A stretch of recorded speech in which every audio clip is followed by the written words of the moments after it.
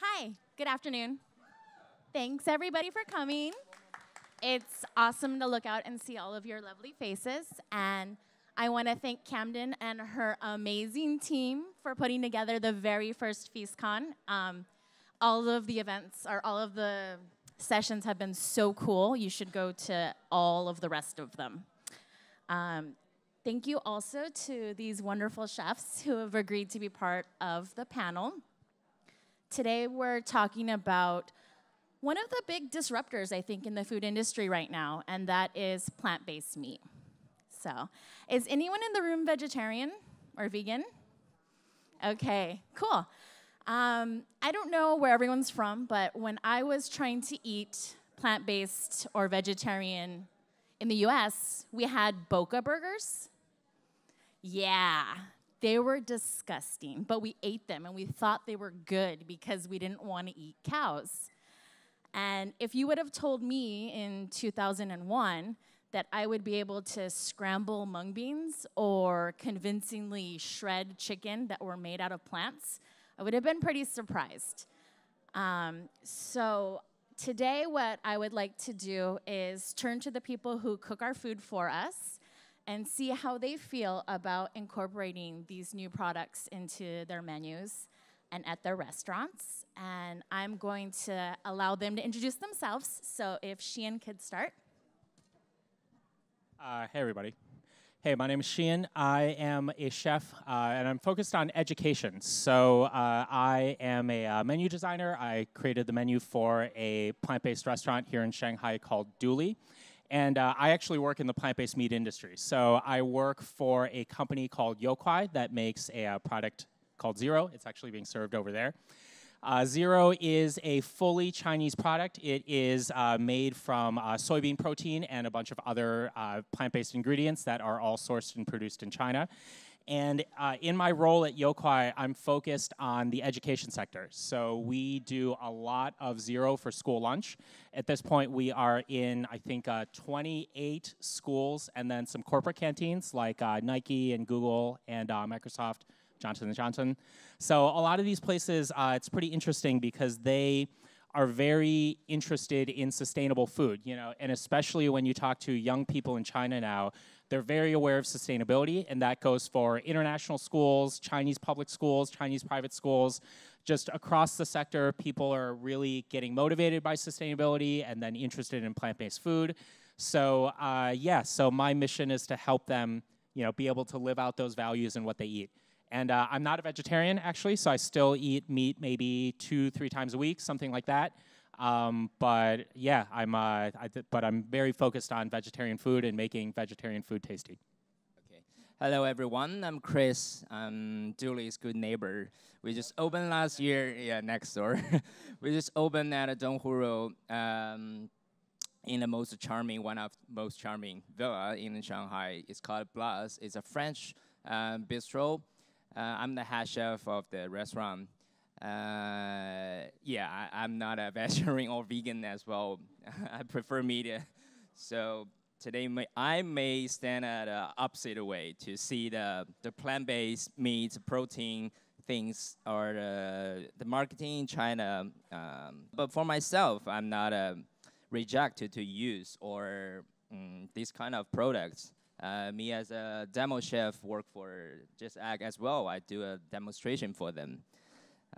Okay, let's see the next. All right, this is Jonathan. I was working in birth just right after Chris, and I've been working in this industry for over 10 years. Right now, I'm employed by a food technology company, which is in charge of the instant food development. I'm a person which like to treat every single vegetarian stuff as a main thing and give some decors and make it as a main dish. And the last year, not just the era of the plant-based meats, for myself, it's also an important year. I transformed myself from totally a meatarian into a flexitarian. So besides the work, I don't eat any meat. Yeah, sometimes a little bit egg, that's all. First, it's a great honor to be in this panel with Cristina and those 3 awesome chefs. My name is Daniel Yu. Yeah, it's like you. I am a Chinese chef. uh, focus on Sichuan cuisine. Now I work at Yuzilan restaurant. It's like a Sichuanese restaurant in Shanghai, Jululu. Today we're talking about the plant-based meat. I'm very supportive about this lifestyle. Like it's like a yoga, like a gym. We're used to. It's getting our lives. I think in the later on, like eating the plant-based meal, it's become part of our lives. Thank you. Okay, great. So I was going to start out by just kind of reiterating which chefs are on the yay and which chefs are on the yay side for plant-based meat. So this is a yes/no question. Shiyin? Yes. Yeah, for me, yes. Yeah, but I I support, but personal, I'm not gonna use that. So I think he's kind of a no right now. I basically support everything as long as it's full ingredients and you deserve the same chance to be treated well. Yeah, I support. Not Chris. Yeah, I support, but Cool. And, and Probably. how much meat do you eat on a regular basis yourself? me like once a day, twice a day. Okay. Yeah, we have like stuffed meal, so I can't choose. I just eat. Yeah. All right, cool. Jonathan, you said you're flexitarian now, so how much meat do you eat? Besides work, basically nothing. I used to have like 300 gram, 400 gram meat every day, different meats, pork, beef, lamb, different fish. But now, besides work, it's basically zero. Chris? Pretty impressive. Now 0. Every meals I got every day will have some part of meat. Yeah, like pork. Yeah, exactly same as Jonathan before. Lamb, chicken, beef. Mostly it's chicken and pork is because it's the most affordable or easy to get on the market. And I work in a restaurant, so we have stuffed meal as well. But we balance. Yeah, I like the balance a lot.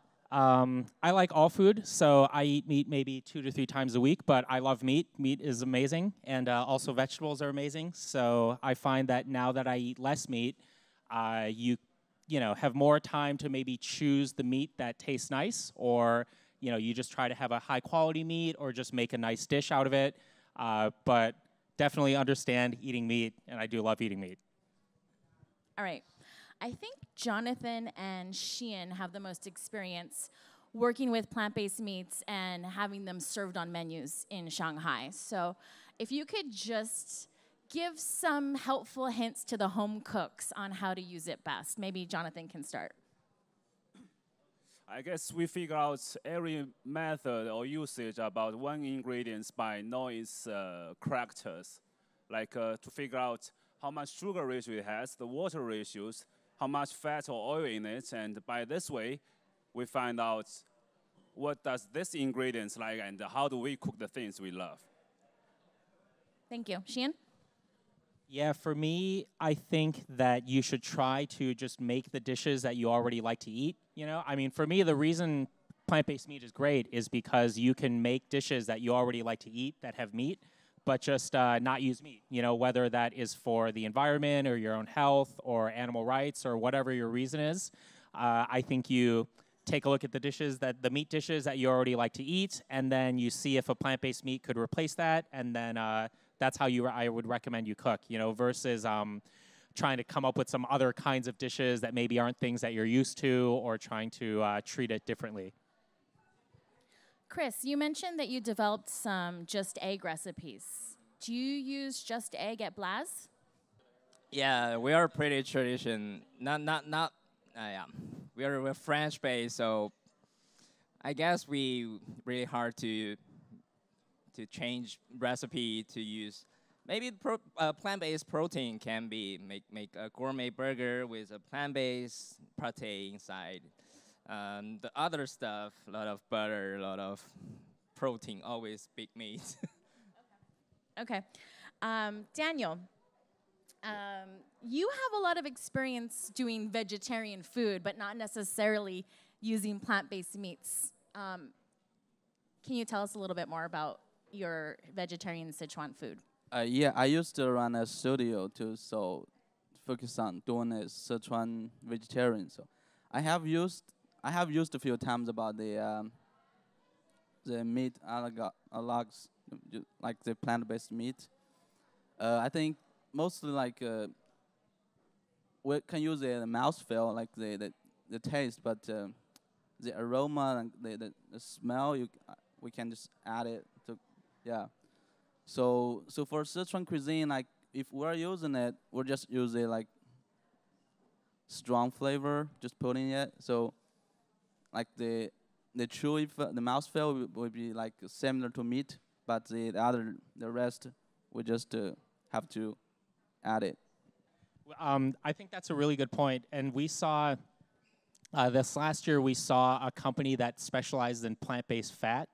It was pretty interesting because they were trying to study the compounds, like the structure of different kinds of animal fats. So they were like, okay, chicken fat structure is like this, and beef fat structure is like this. Yep. And then they had all these different kind of, like they had graphs of like, okay, this kind of fat, it melts at this point, it has this behavior, it behaves like this, and then they would take different vegetables and try to mimic those kind of fats.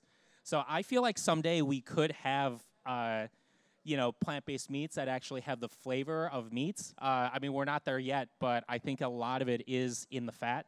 That have a lot of work to do, I think. A lot of work to do, a lot of work to do. Yeah, this was just in the lab, you know. It was still like more expensive than the regular fat. Super, super. But I think the vegan or vegetarian things become more and more popular, not just in like European or foreign country. Now we live in China. Like 11 Madison Park, Daniel Herm just decided to be a vegan or vegan. Yeah. Entirely plant-based menu restaurant. at I think 11 Madison Park. Like this kind of top chef around the world, they start to look at the beautiful products, ingredients like vegetables. I think you have a future to do plant-based things. Do you guys think that these meat analogs and replacements are better for Western food or Chinese food? Shiyin, do you want to start? I think they can be for both from a culinary standpoint. Actually, I think it's probably easier to mimic Chinese food with plant-based meat because a lot of plant-based meat, you know, like Daniel said, it doesn't exactly have the same flavor as meat, right? So if you get a plant-based steak, it's not really going to fill the same role as a beef steak, you know? Like, it's not going to taste the same. It's not going to behave the same. In Chinese food, you oftentimes don't have these large meat kind of servings, right? I mean, you do now kind of, but a lot of times it's vegetables and meat together. It might be spices and meat and vegetables. You know, Chinese food tends to have strong flavors, strong seasonings, you know, and because of that, I feel like a lot of plant-based meats work better with Chinese food because you can put those other ingredients together, you know? It's like I don't know, I was working with Beyond Burger a little bit, and it's like, okay, if you just eat the burger, and if you want to have that, like, steakhouse burger, you know, where it's, like, just the burger with some mushrooms, and the middle is medium rare, it's not going to work, you know? But if you want, like, the McDonald's-style burger where you put well, you know, you're laughing, but, you know, I was like, oh, this is actually pretty good. You know, you, like, do the lettuce and the tomato and the mayo ketchup and the pickles, like, it's all of those flavors mixed together. You know, it's not just the meat. So I feel like those styles of food work better. But right now, you know, I think that the average Chinese diner is maybe less interested in plant-based meat than the average Western food diner. And so, you know, underdeveloped, I think, Chinese food with plant-based meat. Chris, what do you think? I definitely agree with Shiyin. Like, I don't know, you do you know the Chinese cuisine? We have like Su Zai, the Buddha's vegan. The temple. Yeah, yeah, right. Sometimes chefs gonna use vegetable like mushroom or soybean-based things, tofu, to create a texture and flavor almost like meat. So I see the bigger picture plant-based protein can be developed in Chinese cuisine market. Daniel, if a customer walks into YOUKAI and says they're a vegetarian, what do you do for them? I just choose some like seasonal ingredients except the meat, like mushroom, vegetables, tofu, like that, beans. Yeah. Yeah, that's what I think he's being a little bit modest because somebody came up to me yesterday and said, "I'm so excited to hear that Daniel's going to be on the panel." And when my friends went in and asked for a vegetarian menu, he did an entire tasting menu for them. And he came out and he presented and explained every single dish. Okay. Jonathan, you're doing something different than you used to do, right? A very outside of the regular restaurant kitchen job. So yeah. Actually, this is I got so many questions recently, so I want to find out. So I choose to jump. So I choose to jump into another industry, which is food technology. In these 2 months, I saw massive different things, so many incredible things. We couldn't imagine how we eat those instant things. Definitely, each of us, we had a lot of that kind of things. I've been into factory. I see so many food activities just put on the shelf, and the amount of the usage, the MSG or instant chicken powder is totally not right.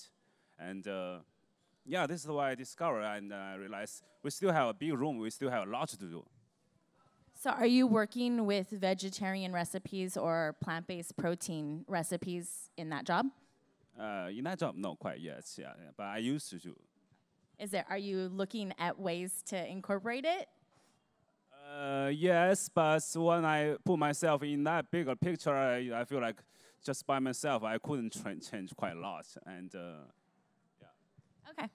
I want to ask Chris that if someone comes into BLAZ and they are totally vegan, what do you prepare for them? There's no vegan food on our menu. Doesn't mean I cannot make a good or create a good vegan dish for them. If some customer, I understand someone have this allergy or we can change. I'm flexible to make. We have a lot of vegetable in a restaurant, so can do any time. Like mushroom, now the seasonal, like asparagus, some beans, sugar snap peas, yeah. Do you think you'd be more willing to keep a vegan or a vegetarian menu if you weren't cooking French food? But vegan for French, the butter is the butter and cheese and cream dairy is one of our core ingredients in French-based cooking. So if the vegan, I will try it. One of the things that chefs say to me is that they don't want to use plant-based meats because it's so processed. But salami's processed, Spam is processed, ham is processed. So how is it any different to use a plant-based meat, or how would you compare using a plant-based meat to using those kinds of processed meats? I mean, even a steak is processed, right? You don't go out into a meadow and grab a steak. You have to butcher a cow. Jonathan, what do you think? Honestly, personally, I'd like to put hamon on the menu because that is a fantastic stuff, but only the top qualities. And I think that kind of stuff shouldn't be something like flow too much in the market. It should just always feel. And in another way, if someone is talking about this meat is processed or this plant-based meat is processed, and we should know all the things we bought from the market, those ketchups, those mustards, this spice blends, everything is fully processed or even over-processed. Yeah. Chris, what do you think? Yeah, exactly. Everything, all the condiments, the sauce, all processed. But I think that's a different point to see the like you just put it on the table, the salami, the cold cut things. I think that these kind of things attractive point is they need time to age or create their own profile. But so it's different processing. For plant-based, I'm not a person will notice too much about this food processed how many or put how many things in this in my food. I only care about is the taste on. Okay, so if one of these companies came out with like 180-day dry aged plant-based ham that tastes amazing, you'd slice it up and throw it on your charcuterie board? I definitely will. Yeah, like Noma, they opened a burger shop. They create a plant-based patty.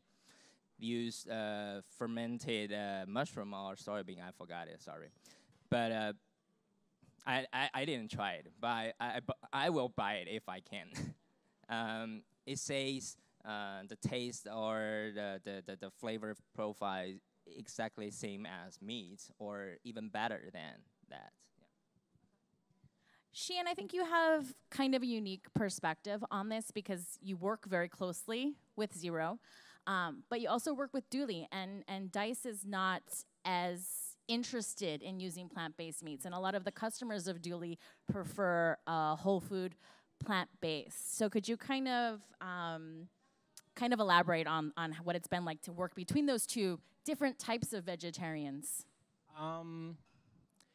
Yeah, I think it's just two different things. You know, for me, I think the intellectual project behind Dooley is to try to create really nice flavor from basically just vegetables, and maybe even more specifically, vegetables and ingredients that we can get from the market down the street. You know, that I'm not saying that's where we buy our things, but you know, the idea is that it should be able to be created using products that we can access relatively easily, you know. But I'm in at Dooley now.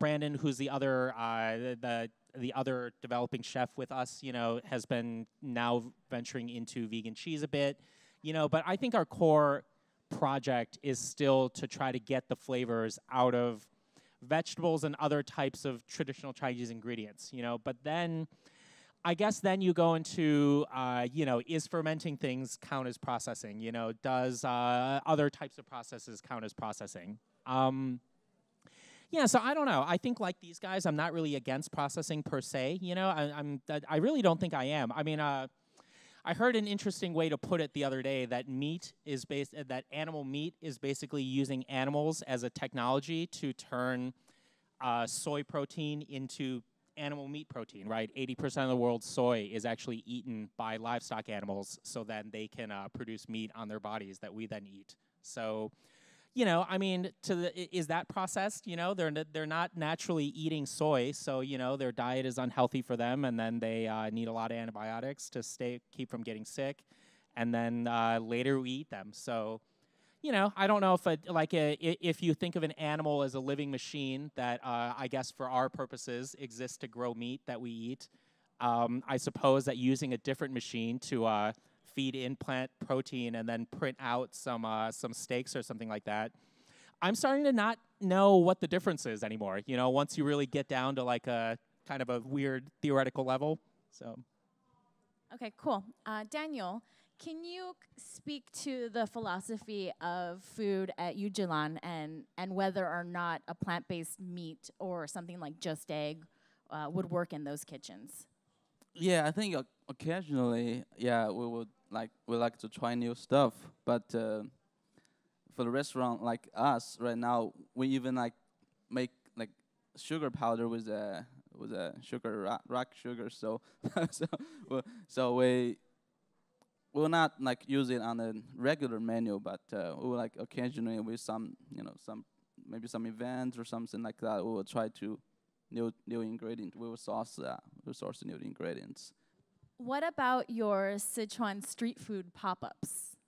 How would it work there? Oh yeah. Definitely will do something like that. The street food is like a soul, you know, in a Sichuan area. So it's all about the flavors, you know. It's like you eat the street food, like you pair with beer. So that strong flavor, I think that's best to pair with those plant-based meat. Yeah. Jonathan, when you were at Bird, I know you worked with a lot of different products and ingredients. How versatile do you find the plant-based meat proteins are for developing a high-end tasting menu? I guess in this point, this protein stands for like this creaminess, this richness, and that kind of just texture, that kind of satisfaction in the food, in the flavor. Where we try to find those things. Of course, we find beans, the edamames, and tofu, black bean tofu, red and green pea tofu. We try it, and yeah, this is the way. The way we're seeking for those richness and creaminess. We found those. Meanwhile, we found those substitutions even for sugar and salt from the kunbu, from the parsnip. We put parsnip into the mashed potato, so the mashed potato has the slightly sweet the flavor, but we don't add sugar in it. Yeah, this is how we did. Chris, Daniel, since you guys, since you guys both work in restaurants and cuisines that have a long history and basically have a long tradition, right, where like they have a very strong thing to say about, okay, this is what French food is, you know, this is what Sichuan food is. Do you think that those types of cuisines, do you think there's a time when those types of cuisines would ever use these kind of products, or is it really not really going to work in those types of traditional history cuisines? For the Sichuan food, I think our like strong suit like is the flavor. Flavor is like it's like a software, like ingredients like the hardware. So we can we have the best software, like the flavor like 24 or 32 like instinct flavors, but we can always switch the hardwares. Yeah, we can put the yushang to anything. Yeah. I think for between Sichuan cuisine and French cuisine, I think for Daniel it's much easier to change a little bit or be more flexible to me. For French, but we have the same things like old French chefs or Sichuan chefs. Yeah, they have their own ego. Yeah, for a young generation like us, we're not be so like stone, not change for 100 years. We're flexible, right? We can be. We will make some, create some. We will grow our own ego. All right, we'll check back in with you guys in a few years and see. What plant-based meat dish have you had in Shanghai that has impressed you the most that another chef cooked? From my neighbor, Dooley. they're huntun. The guabao, the bun with pickle, and is that a plant-based? I don't remember. And also from my friends Andrew, he bring me the zeros chorizo. Yeah, I tried it. Pretty impressive, actually. Jonathan? I can't remember. It was last summer or yeah. I had someone's vegan tiramisu. Yeah, she put some those little crumbs things on the top. I didn't ask her, but it feel like plant-based meat, but with so you have the sweet tiramisu with plus a little bit savory flavor, like crunches on the top. That was impressive. Yeah, like a vegan bacon. Yeah. Daniel? I think that's one dish I make because I remember like once before a friend bring me some like a minced pork. Mm-hmm. It's from the Beyond Meat, I think. So I use a minced meat, made one mapo tofu. So I was impressed by myself.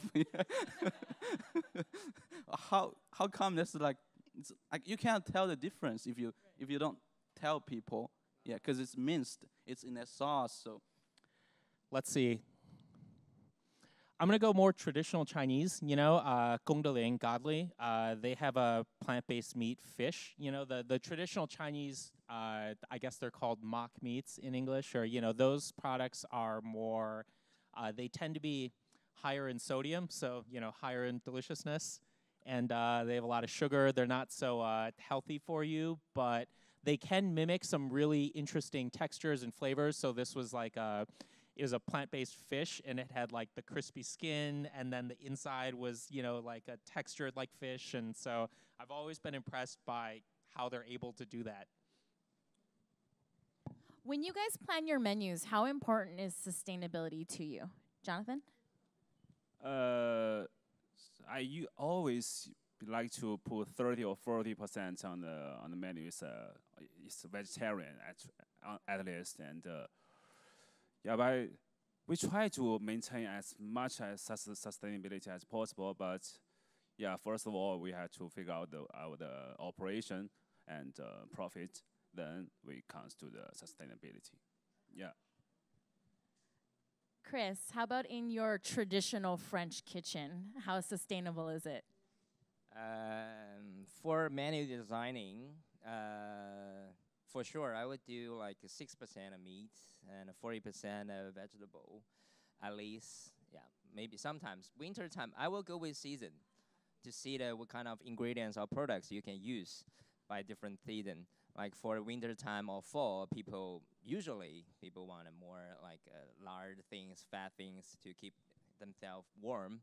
So I would put more protein on the menu. For the spring, for the summer, that's a good weather. We harvest a lot of beautiful vegetables like tomato or peas.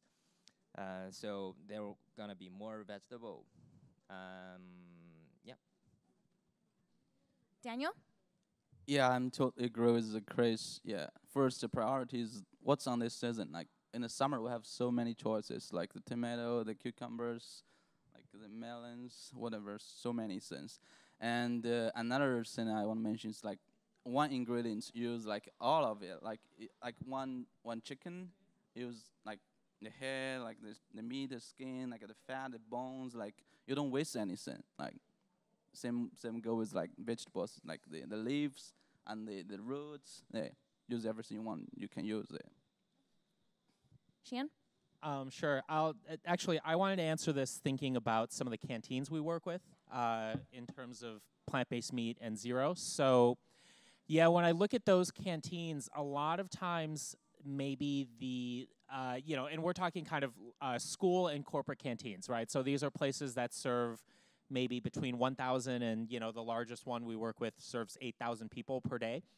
So, this is, and you can kind of imagine what kind of food this is, right? So very cheap, very scaled food. They can't put fine dining type of food out there, right? So when they think about sustainability, it's on a totally different scale. It's like Daniel said, it's more like, hey, if we waste this part of the chicken or something like that, well, we're serving probably 500 chickens, just for lunch, So, so for them, I think what I'm interested in is I think that they definitely care about sustainability, even if it's just from the standpoint that the more sustainable they are, the lower their costs are.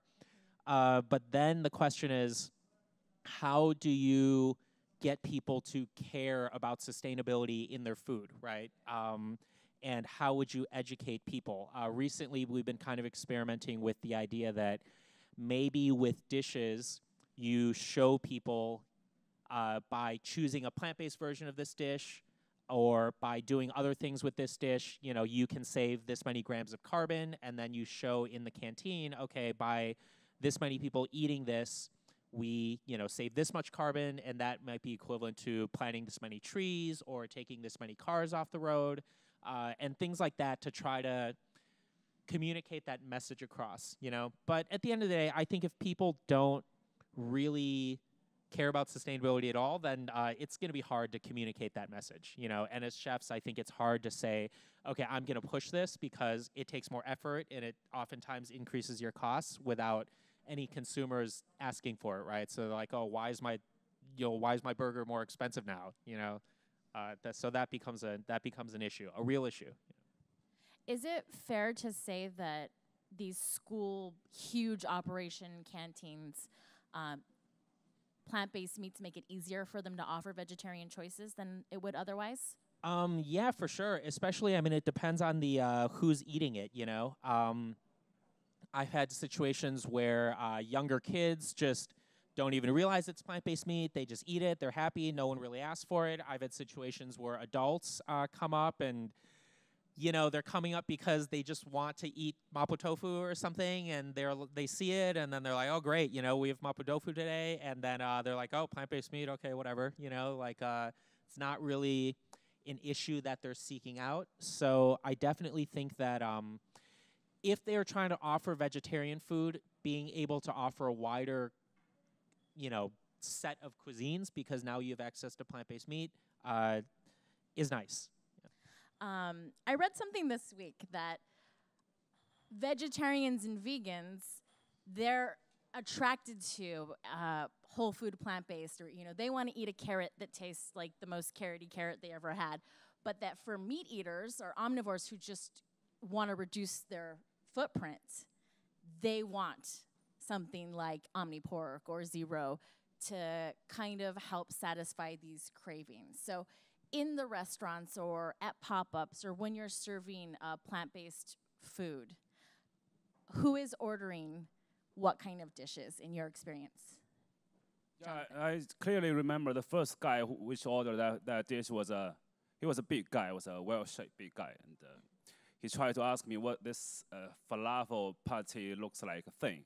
Yeah, I tried like 10 minutes to explain him, and then in the end, he told me like, well, so it's still a falafel pate. It's made of this kind of a bean or chickpea-like stuff.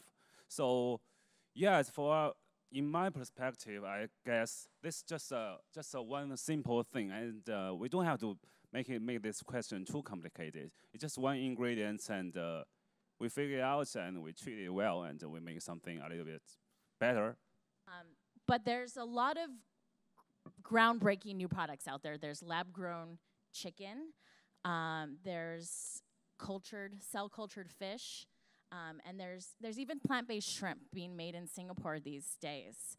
Shiyin, do you think that you would be eager to work with some of these new products? Yeah, of course. Yeah, I mean, I wouldn't have any hesitation to, really. Yeah, like I said before, I mean, I love eating meat. You know, meat tastes really good, and animals are not a very efficient way to produce meat. While they are efficient from the standpoint that they can turn plant-based protein into animal protein, you know, in a very effective way.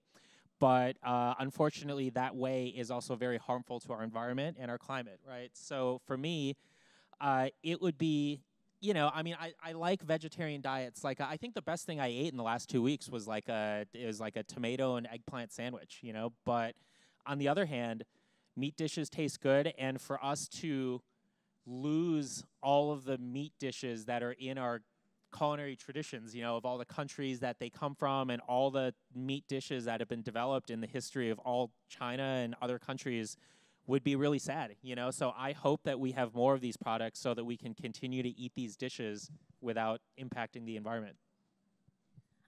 Daniel, how do you think that Chinese customers will respond to a cell-cultured fish or a plant-based shrimp?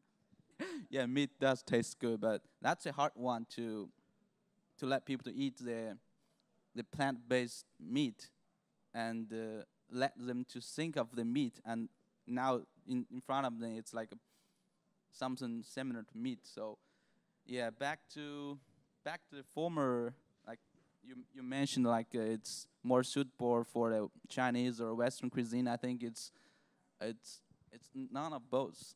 So it's like it can call another kind of it's kind of third cuisine. Like we're just call it like a plant-based meat cuisine. So it's not a Chinese cuisine. It's not a Western cuisine.